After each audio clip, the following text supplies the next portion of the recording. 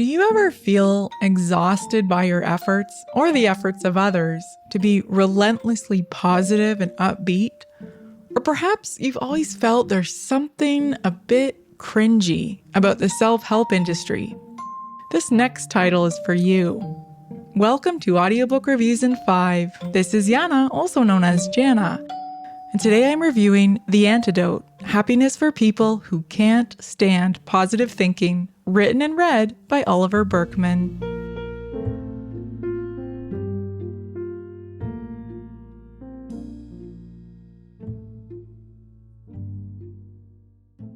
Oliver Burkeman is a journalist who describes himself jokingly as a pessimistic, British, grouchy person who wanted to monetize just that.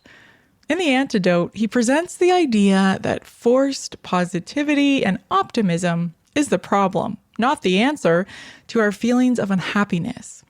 He says, the effort to feel happy is often precisely the thing that makes us miserable, and that it is our constant efforts to eliminate the negative, such as insecurity, uncertainty, failure, or sadness, that is what causes us to feel so insecure, anxious, uncertain, or unhappy. Much like telling someone not to think of a polar bear, admonishing them not to think negative thoughts is an exercise in futility and frustration. Now, on a personal note, this review is challenging because the truth is, I've listened and re-listened to this audiobook countless times since it was published in 2012.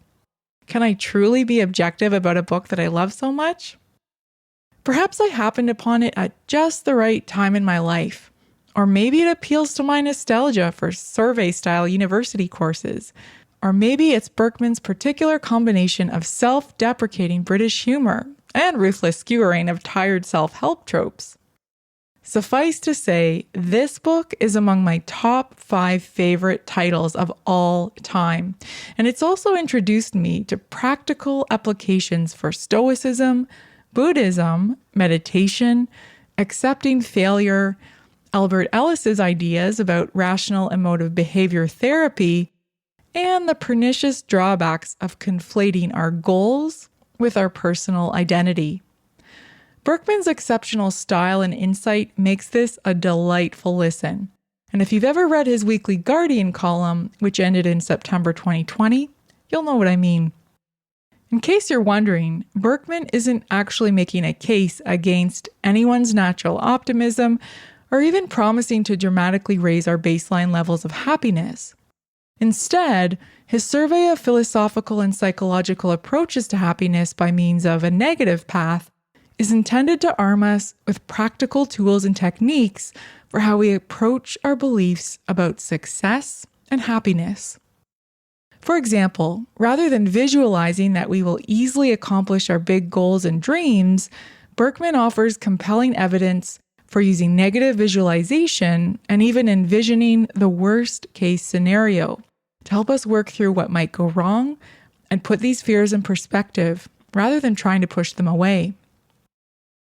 Burkeman gamely tries out all the techniques he shares, including a silent meditation retreat, where he finds he's quite capable of torturing himself with an endless rendition of the Aqua song Barbie Girl while he tries to meditate.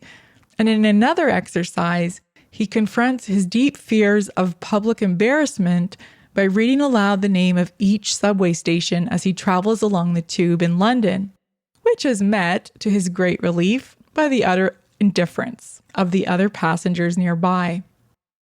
One of my favorite topics in The Antidote highlights our collective cultural anxiety over motivation. Burkeman unpacks this too, explaining, quote, "Who says you need to wait until you feel like doing something in order to start doing it?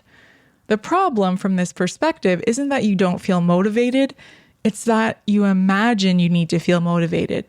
If you can regard your thoughts and emotions about whatever you're procrastinating on as passing weather, you'll realize that your reluctance about working isn't something that needs to be eradicated or transformed into positivity.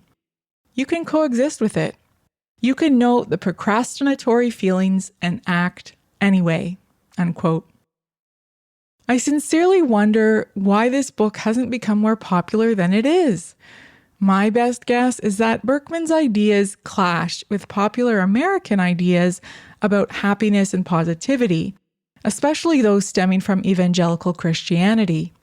After all, fans of the popular self-help book, The Secret, which sold 30 million copies worldwide and promoted ideas that many compare to magical thinking, are unlikely to enjoy Burkeman's wry tone or sobering message that actually we must get comfortable with uncertainty. And on that note, I'll leave you with one more quote from Burkeman. Sometimes the most valuable of all talents is to be able not to seek resolution, to notice the cravings for completeness or certainty or comfort, and not to feel compelled to follow where it leads. Unquote.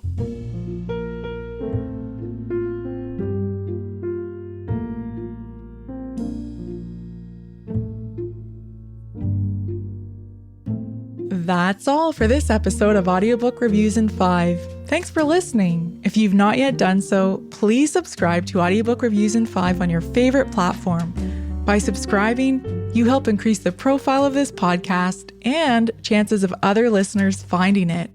I look forward to checking in with you all again soon. Please stay safe and be well.